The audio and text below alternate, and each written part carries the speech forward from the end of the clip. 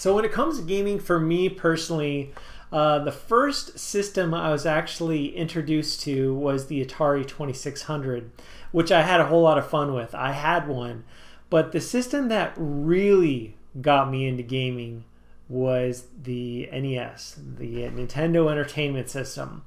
And so with this, guys, I wanted to show you guys some of my favorite games and talk about some of the games that I enjoyed very much. And today's episode 1 for super fun NES games. I had lots of great memories with the NES. And so I'm going to be going over with you guys today 8 games that you can pick up for the NES.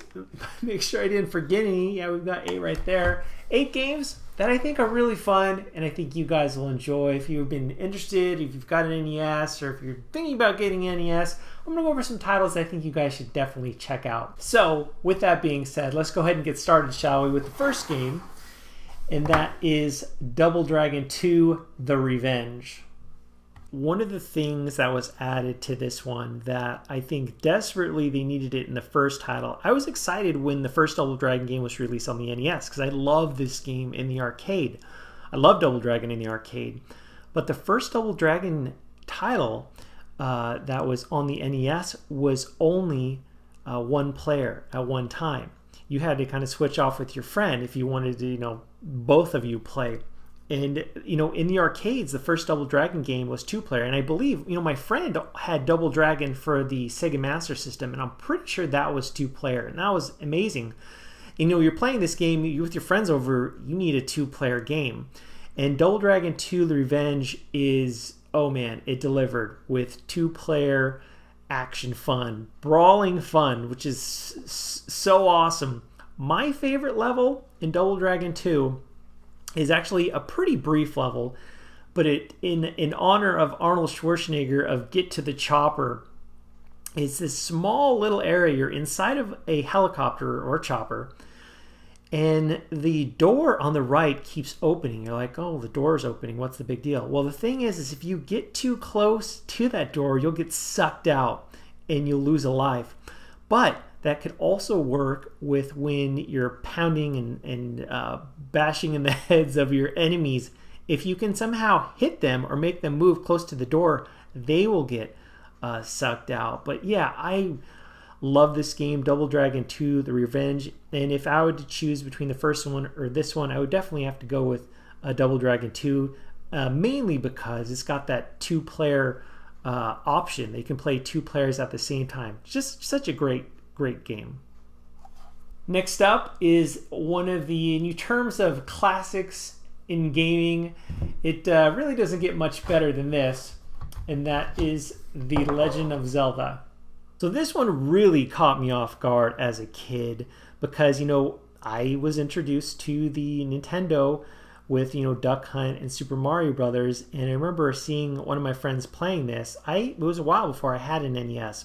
And there's this gold cartridge, The Legend of Zelda. And they're just exploring all of these different areas and encountering all these just really out of this world monsters and characters. And I remember first time I ever played it, I had no idea what I was doing, and I died so quick. They let me play, and I was in some dungeon, and I was like, "This is hard. What is this?" And as it mentions on the front of the cartridge, experience the challenge of endless adventure. And that really, in a nutshell, is what the Zelda games are all about. It's all about adventure and exploration, and when it comes down to it, it's all about fun. This iconic gold cartridge, the millions of players that have fallen in love with Zelda, this is definitely a no-brainer. For those, I know there's a lot of you guys out there that didn't grow up with an NES and have heard of it, heard of the games in the series, and if you're interested in getting an NES, this is absolutely one you must buy, no question. Even if you're not really into these types of games, you'll find a real interesting and fun experience with The Legend of Zelda. Up next is a title that actually really took me off guard. I went to my friend's house that had an NES. He was pretty spoiled. He got pretty much all the new games. I went to his house. I couldn't believe it. And that is Goonies 2. When he showed this to me, we started playing. I'm like, Goonies 2. There is no Goonies 2. This Goonies 2, is that movie coming out? And this was many moons ago. But actually, this is a game that I really, really enjoyed. So the Goonies 2 is a real interesting title published by Konami, where it has a mix of, in terms of gameplay, you've got first person and also platforming in the game. And unfortunately, the Fratellis, they're at it, and you, as Mikey, have to save the day. And also, there's a chiptune classic of Cyndi Lauper's, I believe it's Good Enough, the main title, that's the main song that's used in the Goonies movie. There's actually a lot of things that this game does right. Fun exploration, interesting mix of gameplay, as mentioned, platforming and also first person. And this is definitely something different. Not a whole lot of games, some people said, oh, the first person in the movement is kind of similar to what you'd find in Shadowgate. But yeah, a great title that I highly recommend you guys check out. So next up is a title that I played so much in the arcades. I was thrilled when they made the announcement that it was coming to the NES. I couldn't believe it. Granted, Kid Nicky, Radical Ninja does not look as good on the NES, but it still provided a whole lot of fun for me on my NES. So, honestly, I don't really know, it would be kind of hard to me to explain, because there, of course, are better action games than Kid Nicky, but for some reason in the arcades, I gravitated towards this game.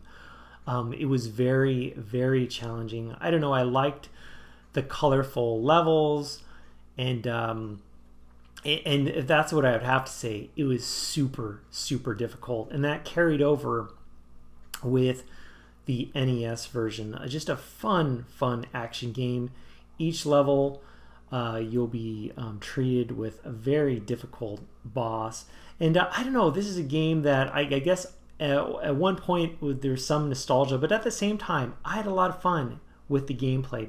Definitely repetitive at times, but if you guys want a challenging action game for the NES, I highly recommend you guys take a look at Kid Nicky Radical Ninja. Okay, next up, got another sequel, and that's Super Mario Bros. 2. So I had pretty much Super Mario Bros. Is why I wanted to get an NES. My friend had an NES. He had Super Mario Bros. I'm like, this is a game changer. So fun, so innovative, so just different and addicting. But anyway, to kind of let you guys know, when this was released, there was no IGN or GameSpot or Kotaku. I didn't know that this game was released as a young kid. And remember, we went to a friend of ours. We were on vacation out of town, and they had an NES, and they're like, hey, Jimmy, guess what? We just got Super Mario Bros. 2. And I was really puzzled. And to kind of give you guys my type of mindset, when they told me this, I said, Super Mario Brothers is near perfection. It is perfection. Why would you make another game, Super Mario Brothers? And Super Mario Brothers 2 was, of course, quite the surprise. This wasn't a title that I was anticipating for weeks. It was like, all of a sudden, it's like, have you played Super Mario Brothers? Yeah. Hey, guess what? There's a Super Mario Brothers 2. Check it out. And I was like, okay, so, I know Super Mario Brothers, yeah, Mario or Luigi, but it's different this time. You can play 4 different characters, and each one has his or her strength. And of course, you could go, up in the sky or down below in the pipes with the first Super Mario Brothers, but this took things to a whole nother level. And in terms of, exploration and adventure, and very different from the first game, but it's one that I really fell in love with. This wasn't just like, okay, you're going into a castle, you go from right to left, and break down a bridge and drop the dude in a pool of lava. Various bosses that you have to go up against with different attacks and different strategies you have to use against these bosses. And I don't know, just this is a game that I really, really enjoyed. Very different from the first one, but one that I think you guys should definitely check out for those of you that are collecting for the NES. Okay, next up is a game that's legendary in the arcades. And whenever I went to the arcades, there were always multiple people playing this game as a kid for a long time, and that is Gauntlet. So as with Kid Nicky in the arcades, the arcade version of Gauntlet is a much better looking version, but even having said that, you still get some fun dungeon crawling action on the NES with this port.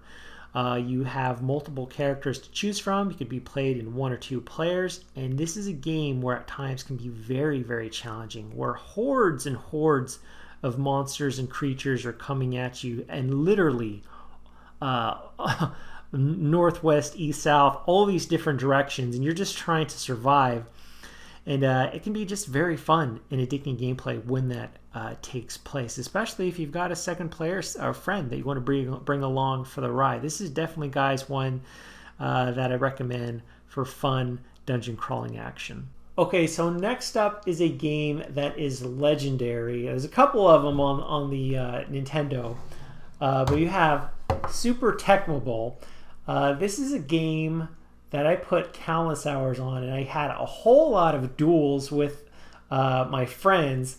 We did some 2-player versus modes, and oh man, what an amazing experience I had playing this game growing up. This, of course, is a licensed NFL game, or a licensed NFL Players Association game.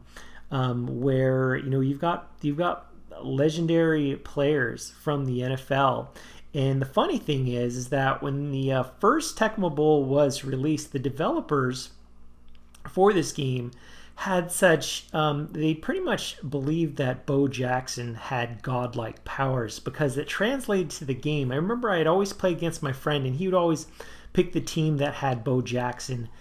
And dude, Bo Jackson, he was unstoppable. I could have like 3 or 4 dudes, and you could be at like the 10-yard line and run it. You have Bo Jackson, you could run it 90 yards, and your teammates would be like ants, trying to take down a dog. I mean, it was just they overpowered. You would talk about like if a character or a weapons needs to be nerfed.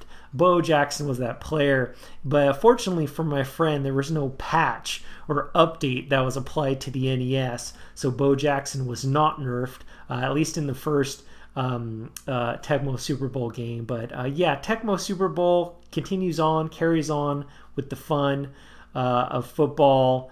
And of course, Madden is the game of today. But when it comes to fun football gameplay on the NES, for me, it was all about Tecmo Bowl and also Tecmo Super Bowl. So Commando was actually available for multiple different platforms. Of course, it was also in the arcades. But I first introduced to this game at my cousin's house.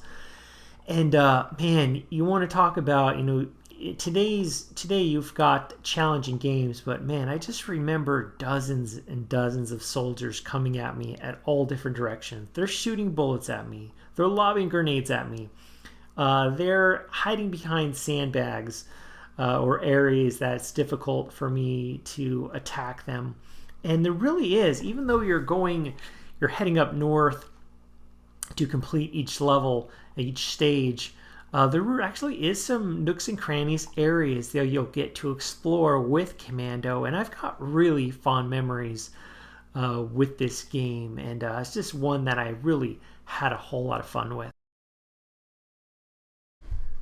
So guys, there's episode 1 for super fun NES games. I hope you guys really enjoyed this video, and if you like this video, definitely click on that thumbs up button so I can know to make more. If you guys want to watch more of these types of videos, I'll have a couple links here. If you click on this video right here, you could check out my first episode for super fun PlayStation 2 games.